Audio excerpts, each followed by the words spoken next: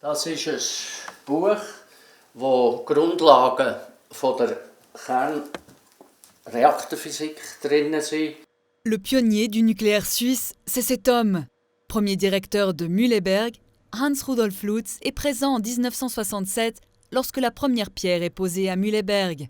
ABB, anciennement BBC, y installe les turbines et la société américaine General Electric, le réacteur.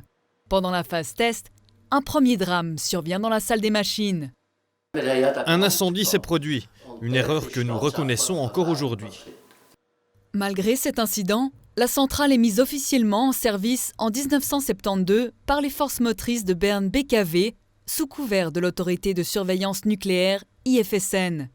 Pour plus de sécurité, une nouvelle fonction, celle de l'ingénieur de piquet, est attribuée. Le bâtiment du réacteur est alors surveillé 24 heures sur 24. 47 ans plus tard, c'est depuis la fenêtre de sa maison, située à 4 km de la centrale nucléaire de Gösgen, que le premier directeur de Mühleberg se remémore l'introduction de ce poste.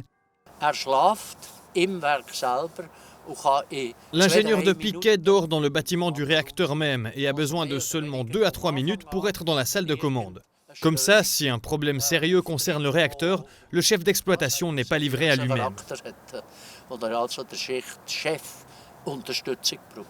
Originaire de Montillier, Andreas Seren travaille à la centrale depuis 25 ans. L'ancien ouvrier, devenu chef d'exploitation, garde un souvenir fort du passage de la tempête Lothar, survenue en décembre 1999.